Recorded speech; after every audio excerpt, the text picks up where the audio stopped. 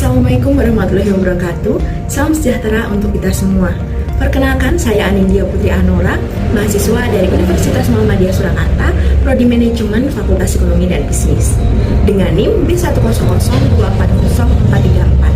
Pada kesempatan kali ini, saya akan mempresentasikan hasil analisa saya mengenai PT Bank Kapital Indonesia Tbk, yaitu perusahaan yang ada di Indonesia yang bergerak pada bidang perbankan.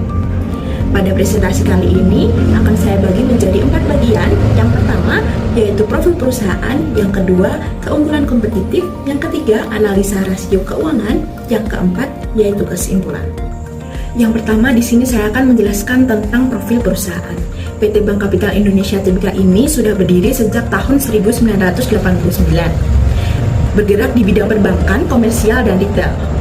Bank ini sudah memiliki fokus yaitu transformasi digital. Salah satunya mereka membuat suatu aplikasi yaitu Capital Flag, serta mereka berkomitmen pada pengembangan keuangan berkelanjutan. Pada tahun 2024, Bank Kapital ini mencatat kinerja yang positif. Total aset mencapai 22,59 triliun, laba bersih mencapai 109,37 miliar, dan ekuitas meningkat hingga 95% dibandingkan tahun sebelumnya. Bank ini juga meraih penghargaan digital dan sertifikat internasional seperti ISO 9001, 27001, dan 37001.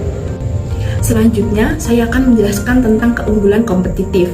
Yang pertama ada inovasi digital. Contohnya, layanan digital modern bisa meningkatkan efisiensi dan pengalaman nasabah. Yang kedua ada struktur modal kuat, yaitu ekuitas meningkat hampir 2 kali lipatnya. Dan yang ketiga ada tata kelola baik, contohnya memiliki sertifikasi mutu dan keamanan internasional. Yang keempat ada komitmen keberlanjutan atau ESG, contohnya aktif dalam program keuangan hijau dan literasi masyarakat. Yang kelima ada kinerja stabil, contohnya pertumbuhan aset, laba, dan kredit yang menunjukkan ketahanan bisnis tersebut. Selanjutnya saya akan menjelaskan tentang analisis rasio keuangan.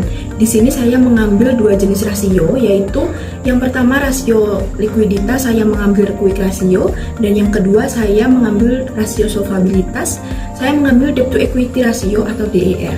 Yang pertama-tama saya akan menjelaskan yang quick ratio.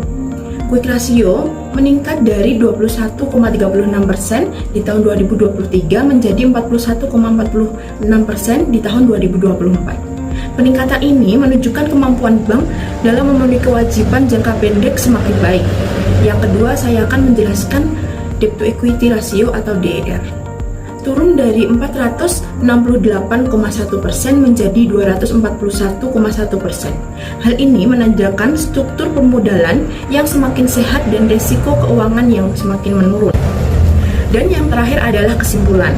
Dari hasil analisis, saya dapat menyimpulkan bahwa PT Bank Kapital Indonesia Tbk ini mampu menunjukkan kerja yang stabil, sehat, dan berdaya saing yang tinggi. Karena likuiditas meningkat, struktur modal membaik, tata kelola yang membaik, menjadikan Bank Kapital ini sebagai institusi yang tangguh di tengah tantangan ekonomi nasional. Secara keseluruhan, Bank Kapital mencerminkan sebagai institusi keuangan yang modern, tidak hanya berfokus pada profitabilitas, tetapi juga memperhatikan tata kelola, keberlanjutan, dan inovasi digital untuk kunci keberhasilan jangka panjang. Dan yang terakhir sebagai penutup, dapat kita lihat bahwa perjalanan PT Bank Kapital Indonesia Tbk ini merupakan contoh nyata bagaimana lembaga keuangan dapat beradaptasi dan bertumbuh di era digital tanpa meninggalkan prinsip kehati-hatian dan keberlanjutan. Komitmen terhadap inovasi, tata kelola yang baik, serta penguatan modal menjadikan Bank Kapital sebagai salah satu bank yang layak diperhitungkan dalam sektor perbankan nasional.